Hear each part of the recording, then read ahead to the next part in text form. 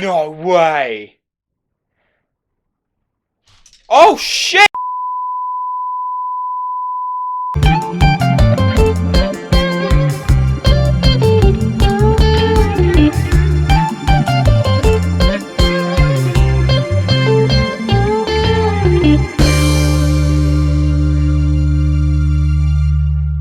How's it going, guys? Welcome back to another episode of Luke's Reviews, and on today's video I'll be reviewing the 23rd entry into the Marvel Cinematic Universe and the final chapter of the Infinity Saga. I am reviewing Spider-Man Far From Home. It serves as another outing for Tom Holland as Spider-Man, and this review, I'm just going to assume that everyone watching this review has seen Avengers Endgame, or at least knows what happens in Avengers Endgame. If you're that one person who, for some reason, hasn't seen the film and gets pissed off by people spoiling it, I'm just going to let Doctor Strange sum it up for you. Douchebag. So Spider-Man Far From Home takes place soon after the events of Avengers Endgame. Peter Parker is struggling with a variety of things. Spider-Man is incredibly popular.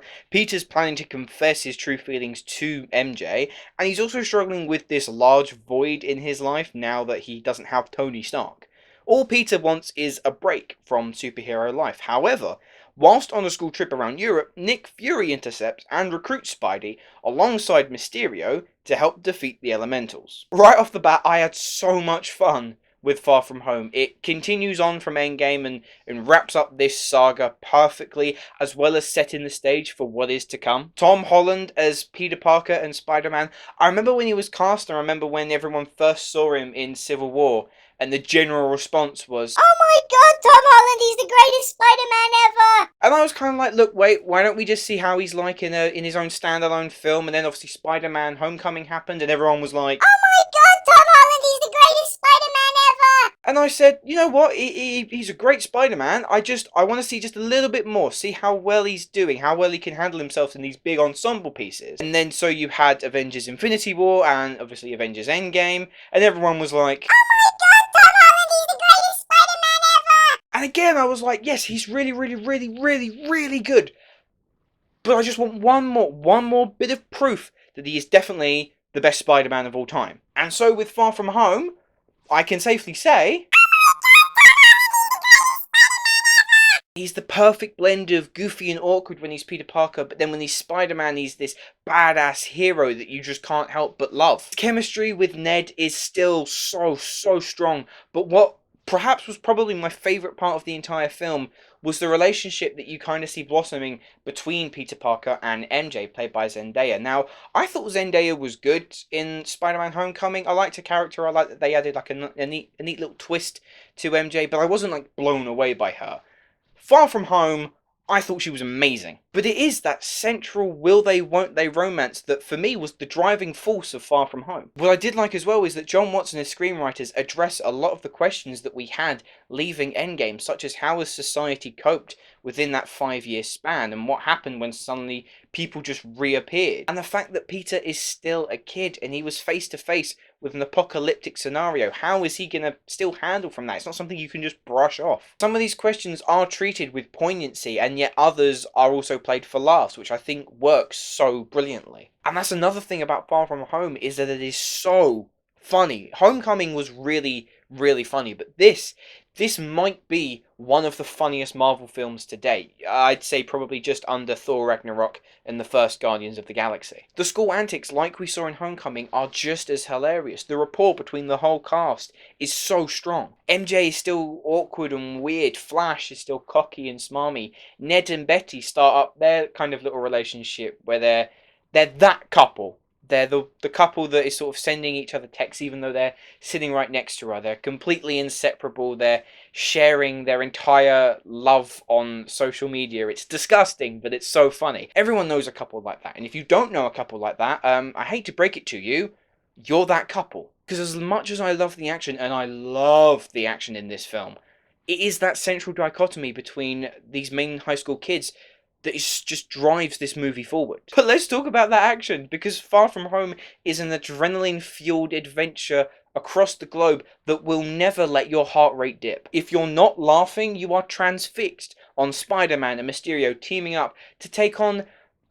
They're basically generic video game boss battles in the form of the elementals, they're kind of bland and have no really major personality to them, but they do make for very exciting set pieces. The visual effects are fantastic, and you've got Michael Giacchino's score, which just, it makes Spider-Man feel so epic. As for Mysterio, Jake Gyllenhaal gives it his all, and you can tell that he's having a lot of fun in this role. The look of Mysterio is insanely cool. It's probably one of my favourite costumes that they've built in the MCU so far, and I reckon it is going to be the biggest costume that you'll see at Comic-Con this year. Admittedly though, I found Mysterio okay at the start.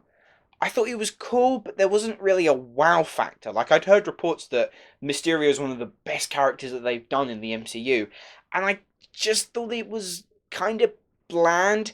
And then there is a sequence, I want to say about 2/3 of the way into the film, that completely blew my mind. I loved it. It is quite possibly one of my favourite moments in any Spider-Man movie. And from that moment on, Mysterio was a huge, huge win for me. I cannot believe just how well they perfected his character. And the post-credits scene, bloody hell, they are both seriously worth sticking around for, because they are both huge! They do an unbelievably great job at setting up that this is the MCU now. The world has completely changed as we know it. There's also an appearance by a character who, whilst it is great to see, and I was so unbelievably excited to see them, I do just want to stress, I think it is going to be nothing more than a cameo. I would not expect this person to have a recurring role later down the line. I just think it was a teeny little bit of fan service when that character shows up. But seriously though, these credit scenes, wow! Spider-Man Far From Home is among the best Spider-Man movies ever made. It has exactly what a Spider-Man movie needs. Great performances, exciting action, brilliant humour, a plethora of twists and surprises, and perfectly balancing Spider-Man alongside Peter Parker. Overall, I'm going to give Spider-Man Far From Home a 9.5 out of 10. Anyway guys, those are my thoughts on Spider-Man Far From Home. Let me know what you thought of the film down in the comments below, as well as my question to you. Who is your favourite Spider-Man villain? For me, I've kind of got to go with the obvious one here and say Green Goblin.